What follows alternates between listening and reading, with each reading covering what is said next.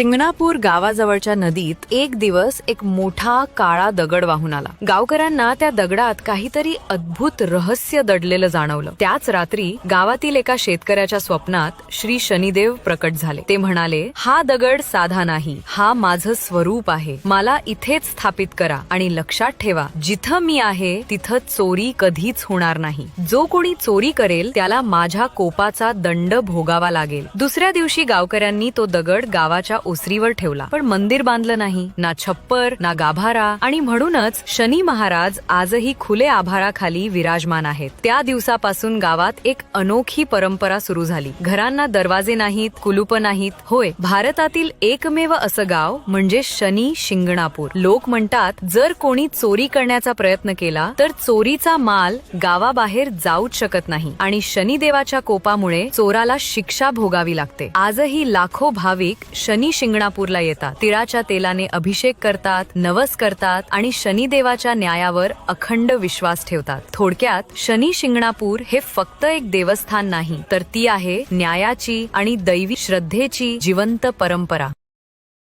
Download ShareChat.